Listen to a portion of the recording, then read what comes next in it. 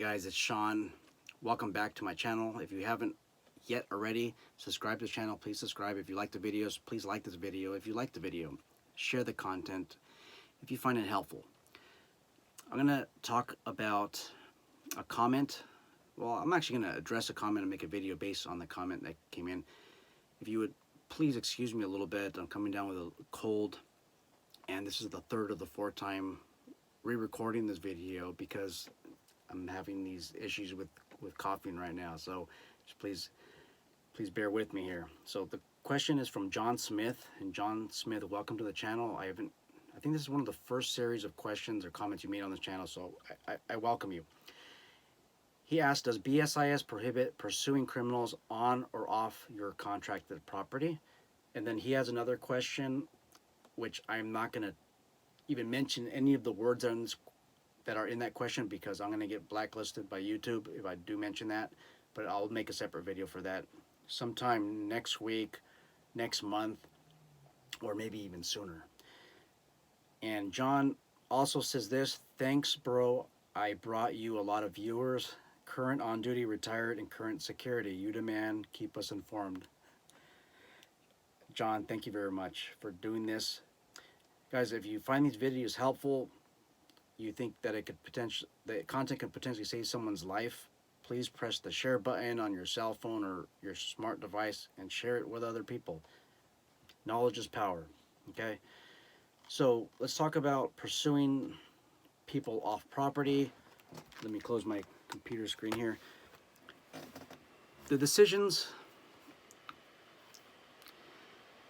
This video is based on the following. It's based on the assumption that you have a hands-on private security company. That means you're actually out there making private persons arrests. I'm not going to debate whether there's a good idea or not. We're just going to make that assumption. So if you do have a hands-on policy, that policy allows you to pursue shoplifters, vandals, or other people who commit crimes on the property for the best interest of the client. Let's talk about pursuing suspects off the property, just off the property right now. So I'm going to say already, I mean, most of you already know it's a bad idea, but you don't know why. Most people can't explain why it's a bad idea other than, well, I don't want to break company policy. Well, there's a lot more to that. That's the number one thing, is you don't want to break your company policy. That could lead to discipline. But another important reason is this: your workers' comp carrier might not cover you if you get injured. Those of you who've been in these foot chases, you understand that many times you might get a sprained ankle, a broken leg. If any of these ever happen to yourself or others, that we want to hear in the comment section below, by the way, so other people can understand that the possibility of getting injured is there. So you can get injured in the fight, you can get hit by a car. There's so many potential workers' comp claims that can arise with a foot chase, even on the property. Now, when you're off the property, the workers' comp carrier is going to try their best not to pay the claim, not to pay you your wages. That's what they do. They're insurance companies. The underwriter or the reviewer is going to audit this claim and maybe deny it. And this is the argument here. When you leave the property, you are not longer performing a workplace function because it was against your company policy. And your company has a long-standing policy of not pursuing shoplifters off the property. So really, you were pursuing somebody on your own benefit because there was no benefit of the client. There was no benefit of your employer. And this is what the insurance company is going to argue. Not what I'm arguing, what you're arguing. This is their perspective. And they have a lot of power. They have the power to say, no, I'm not going to pay this workers' comp claim because they're the ones with the money, right? You, on the other hand, you might not have money to hire an attorney, or you may not have the patience or the ability to wait until a judge steps in and says, no, insurance company, you will pay the claim. Most of us watching these videos, we don't have that economic freedom to fight this case while it's being litigated. No, we're gonna probably end up having to get another job. But the possibility is there. Once you leave the property, you're no longer a benefit to the employer. Thus, at that moment of time, you're not an employee. You're acting on your will. You left your job site. You left your position when you stepped off the property. That's the argument that the workers' comp carrier is going to. That's going to be their legal argument not to pay you. Also, when the carrier made an agreement with your employer, the agreement was made that you're going to perform duties on the property. Okay, not duties off of the property. That would be outside of the agreement to insure the private security company's employees. Okay, number two is negligence. So negligence, and by the way, I'm talking about negligence and liability and legal concepts. I'm not an attorney, you guys. I'm not an attorney at all. None of the information given you is legal advice. The purpose of this video is for you to present this information to a licensed attorney so you can discuss your current facts, your current situation with them, and they can give you legal advice, not me. That's my disclaimer. But anyhow, when there's something called negligence. Negligence is a breach of duty. It's a breach of standard of care. So everybody owes a standard of care to somebody else. When you don't, and if that person receives some type of injury, you could be liable for negligence. So when you're running after somebody or pursuing somebody, and they go off the property, you have a standard of care to the motorist, and this is going to be arguable though, a standard of care to the person you're pursuing. It sounds ludicrous, but we've seen these cases litigated in the courts where the defendant, the suspect, will say, "Wait a minute, this guy owed me a duty of care, right? And what's that duty of care?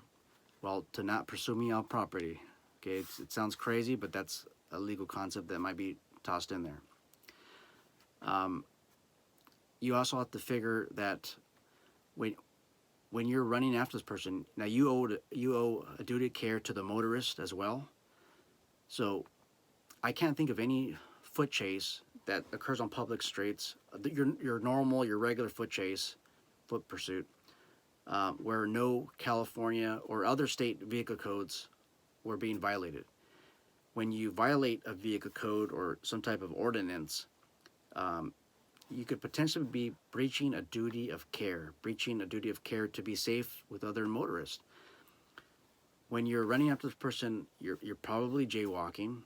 Okay, that's number one. Especially in California, you can't jaywalk. And then number two, you're probably not running on the crosswalk or using the sidewalk. That's two violations there. So what the other attorneys are going to argue was, hey, this person was being negligent by pursuing this person. Matter of fact, they broke two codes. They broke two laws. That's the pedestrian not in the crosswalk or sidewalk, and number two, jaywalking. Okay, and we could definitely add on some more violations on that. Some municipalities have an ordinance that says you can't ride a bicycle on the sidewalk as well. And there's other things. Something else you have to look at is this: is it foreseeable that when you're chasing somebody off the property, you're jaywalking, you're running through traffic? Is it foreseeable that this person that you're chasing is going to replicate the same activity? So is it foreseeable that they're going to just dart into traffic? If this is something that's foreseeable, then you may not succeed in a civil claim, okay, against you or your company. Now, we know about the big pockets theory, that when you're sued, it's usually your employer because they have the bigger pockets, not the employee. But they might find out during an asset locate or some type of civil asset search when they contract with a private investigator, they might find out that you might have more money than your employer, and that happens sometimes. But regardless, you will be named on the lawsuit, and you're going to have to defend yourself. Is your employer going to pay for representation? That's a tough decision. The insurance company might cover you, or they might not. Now they might decide to just say, you know what, you went your separate ways. We're not even going to defend you because you did something that's beyond what the policy allows, and you're on your own, fellow or gal. You're on your own. So that's what your security organization might do. They might just say, wait a minute, their conduct, their activity is far fetched on what we're contracted to do. Here, they're going to defend them. They can defend themselves now. And then it's just going to be you. And what kills you most of the time is the attorney fees. It might not be the judgment at the time, but it's the attorney fees. Some attorneys charge 150 an hour. Some charge 400. I see some attorneys charge about $500. Some $600. Okay, and they just the attorney fees just keep adding up. Okay. One other thing we have to keep in mind: when you're running after this person, okay, there's a good chance that you're going to get ran over by a car. We kind of brushed on that. That opportunity just goes tenfold the busier it is out there. So imagine you get hit by a car, now you're paralyzed for life. Workers' comp carrier won't cover you. What are you going to do? They won't cover you because you performed some type of you did something that's outside of your job duties. I mean, way outside of your job duties, because there's a policy that prevents foot chases off of the property. One final thing that we need to consider is that some people, they just want to get away. And there might be a time when they run out of breath, when they might want to just choose and fight. They just want to choose to fight you. They might pull a gun, they might pull a knife, and then what are you going to do? Okay, that's something that you have to consider, especially when you corner somebody. They might just stop, or they might actually fight, and you might be winded. The current sentiment against law enforcement isn't too good right now. You might be in a neighborhood where there are anti-law enforcement, and security officers tend to replicate the dress of law enforcement officers. You might be in a bad area that's anti-law enforcement. They see one security officer by himself in some type of physical altercation with somebody. That's just a bad recipe for disaster in the anti-law enforcement area, you guys. I mean, especially by yourself. Most of the time you're by yourself. A lot of these security posts, even with your two people, you're gonna attract tons of attention. And don't be surprised if the motorists don't help you. Okay, now you're gonna have to be defending your life against 2 people, 3 people, and you might start developing a crowd. The crowd might get excited because they're thinking, oh, the crowd is surrounding police officers because they might think you're an officer, and this is their opportunity to actually get back. Okay, so it's not a good thing. You have to do a balance test, you guys. Why are you chasing this person? What is the benefit? If this is something that's shoplifting, okay, they shoplift a $50 item, a $400 item. Look at the other side. Okay, if you get sued, well, we'll just say when you get sued, a couple hours of your attorney fees that you have to pay, it's going to be a lot more than that $50 or $60 item that they've taken, or the $100 item that they've taken, even $400 item. And then what benefit do you get? You think at the end of this foot chase, if you end up getting sued, you think the retailer, they're going to say, thank you very much. Thank you for your service. Here's some money to help defend yourself against this lawsuit. No. You know what they might say? You know what? We didn't even know he was going to chase him off the property. And for that reason, we have nothing to do with this person. We're not even going to defend him. And then you're going to be on your own. That's what happens, you guys. They're going to leave you at the dry.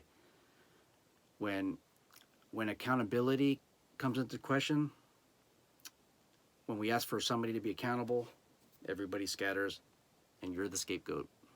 So it's not a good thing to pursue people off the property, let them get away. But look at the benefits. I know I have about 7 of you who work hospital security. I work hospital security for about 2 years. And at that facility, we had 5150s. In California, that's the Welfare and Institution Code for somebody who's a danger to themselves, others, or they're gravely disabled. That's 5150. That's the code. I'm sure in your state you have your own codes. that is not 5150. But at the facility where I was employed, we were able to keep them at that facility. It's usually 72-hour hold. No, it's not nine. That's 72 hours. 72-hour hold. And at that facility, I think we covered the section 5152, 53. I'm probably getting that section wrong, but we were able to keep them longer, and we were able to force judge-ordered injections to some of the patients. I mean, this was a more permanent facility. It's not a facility where you just drop them off. You drop them off and you leave. No, this is an actual medical facility that treats them until they're able to function on their own, and that's in a lot of them were headed to conservatorship. So that just shows you the kind of environment that I work in. But anyhow, if one of those patients escapes, guess what can potentially happen with the state contract? Yeah. So everybody that is employed at that facility can end up becoming unemployed, and because the hospital can lose that contract with the state. So the cost benefit analysis or weight scale, it does tip towards pursuing this person, okay, because there's more of a benefit.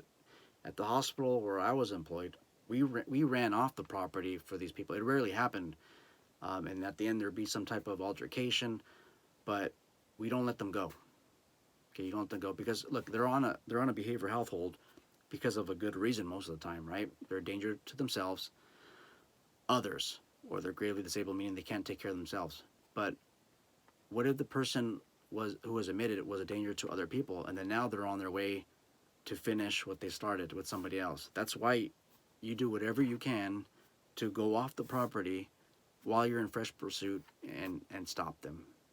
I'd like to hear the input for you guys that are working security at hospitals right now. What do you do now? I was in-house. They treat you a lot better. The pay was better. We'll talk about the benefits later, but everything was so much better. We're in-house, a lot more respected. It was great, and you don't want to. It's one of those jobs where you don't want to lose, and you take a lot of pride with being an in-house private security officer. So that's the scale you gotta look at. Some of you might get into these nice contracts where maybe you have to identify and detain a stalker or something like that.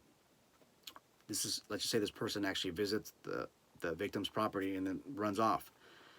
Well, if you agree to pursue and identify this person, I think it'd be a good idea to pursue and identify this person if the circumstances are right. What the circumstances are, can't even address that in the video because we don't know what the facts are in the beginning. But generally, if you agree to identify and detain or arrest somebody that's in the contract causing the issue, then you're going to probably end up doing that, and you would go off property if you had to.